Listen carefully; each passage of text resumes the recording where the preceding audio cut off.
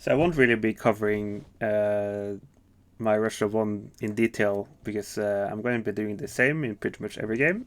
This time I had a very good Ukraine and average West Russia, and we'll have to see how he's going about things. I'm expecting some adventurous buys.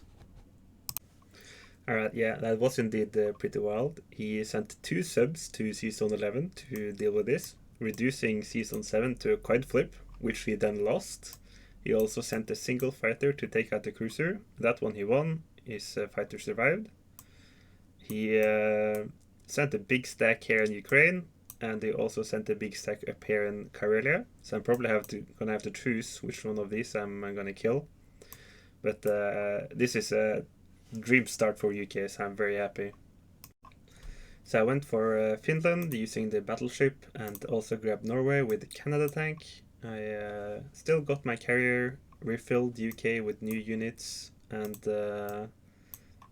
I decided to take a fighter loss here since Egypt is not under threat. So I preserved my bomber. I lost 2 infantry retaking Transjordan, and of course all my standard moves here. I'm suspecting an equally wild opener for Japan here. The German by round 1, he got 2 tanks, a fighter, and some ground. Not really worried about that. And I also sent my destroyer here since I have some excess navy units, and I want to give myself the option of skipping the destroyer for the US-1 buy. The openings in this displacement game is pretty wild. Getting a IC turn 1, destroyer, transport. So Japan is looking pretty slow here. So I'm just gonna let him do his thing and try to kill Germany in the meanwhile. I ended up going for the Karelia stack because I could blitz a tank into Baltic states and also capture Belarusia and prevent him from striking back. I stacked Caucasus to prevent him from taking that, and also grabbed Kwangtung since that's open, collecting a juicy 31 IPCs with my on Russia 2. And I decided to go greedy and go 3 transports and just try to kill Germany in 6 rounds, or at least collapse him in the first 6 rounds. Alright, so my opponent has basically killed himself here. I'm going to be able to wipe all his troops in the east pretty much. So I'm just going to go ahead and do that. And step 1 complete. I also am not really worried about India here since he only has 2 transports. So that's a load off the mind there. And I'm gonna try and set up so Egypt is strong enough to withstand German assault once they move to Libya next round. Those are some pretty innovative Japan moves here. Gonna try and take the coin flip on the transport and destroyer here, and seems like pressure on Russia is gonna be pretty light, so I'm just gonna be able to wail away at Germany with well, pretty much ignoring what Japan is doing. Alright, I made pretty big progress in Germany, managing to wipe and even win the coin flip here in Poland with the 1 tank versus 1 infantry. So still pretty big income from Russia.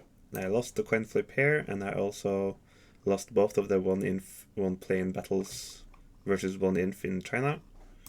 So I did have to deploy extra troops to defend against Japan here, to respect the 4 fighters and 2 infantry and bombardment. I'm pretty sure I have good odds here, but knowing him, he might go for it, so maybe I'll fly over a UK bomber to tighten up my odds a little bit more, and maybe land these UK troops in the central United States to recapture, even if he wins. The war report is very Allied favored, obviously, and looking forward to take Italy next round. UK 3, I'm going to try and capture all these provinces leaving him with only France and Germany. He's still buying fighters. He's up to 5 now, and he's still buying tanks. So his stack sizes are really small, which is making my job pretty easy. Alright, managed to do 5 damage with my bombers, and starting to prep to stack Season 15 to support the landings here. And I also landed some infantry here, so that even if he wins, he's probably going to have 1 infantry left, so 3 versus 1. I'm going to be able to recapture Western United States on UK's turn if I do get memed and he wins the low percentage battle. I haven't really checked the odds. I don't think it's necessary. Yeah, and I'm not going to be reinforcing here either. I think eventually, if he does keep buying 1 plane a turn, he is going to be able to wipe out 1 of these stacks, but at that point I think it's going to be too late for it to matter at all. Alright, he bought 5 tanks, and he left his only transport in range to be killed by the British submarine. Yeah. Alright, beautiful. It's always something nice with this 4-colored pictures of Europe, I think. Kind of satisfying.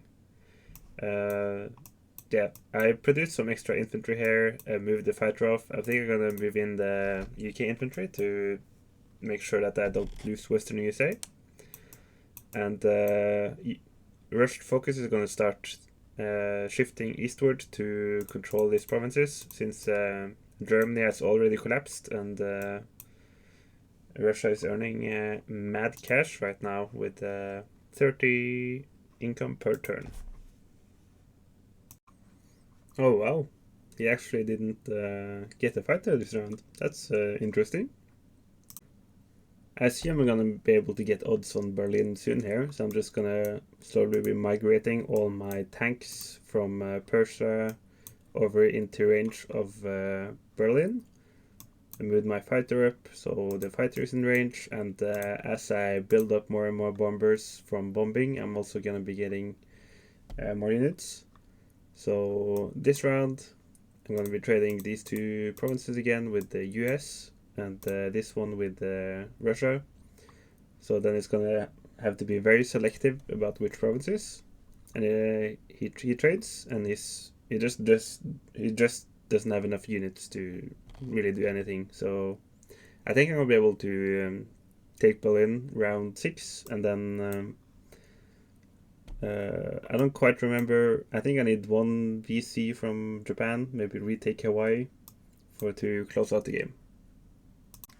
US 4, he captured Vologda and also went back and captured Alaska instead of going for New Zealand, Australia here.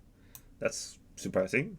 He also produced another transport within range of my submarine, so I don't think he quite understands how the rules work on this. I will just be able to sail over and kill that. So Russia is going to start turning east, recapture Vologda, and try and block these troops from making any progress.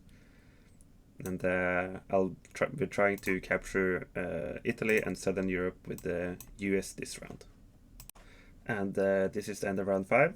I ended up going with 3 transports to turn into Med here, mainly because he had 4 units in Italy and 1 unit in Southern Europe, and I wanted to be able to trade both efficiently.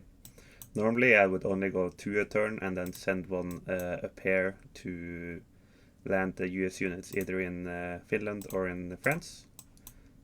In this case though, I think neither will be necessary, and I can just run on autopilot here.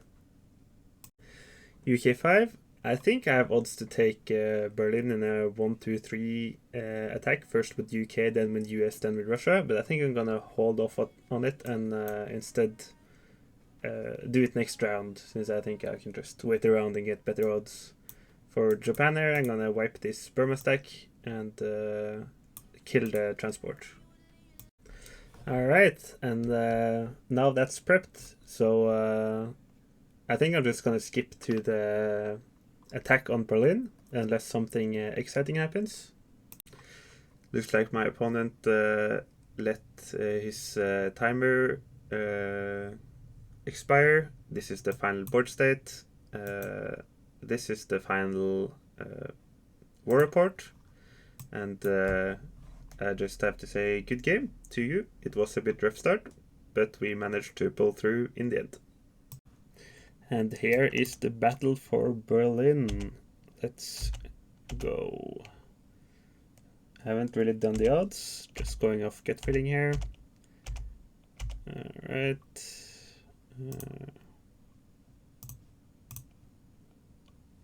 That was actually very fortunate. 8 planes and only 1 shot down, or slightly below average. Alright. Oh, that's a lot of hits. We're continuing, however. Don't think it matters.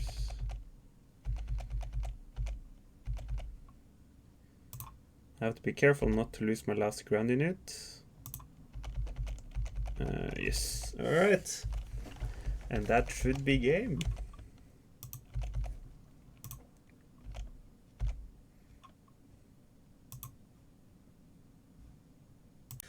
Alright, and my opponent surrendered. Makes sense after losing Berlin. So good game to you, Windy Tiger. This is the final war report.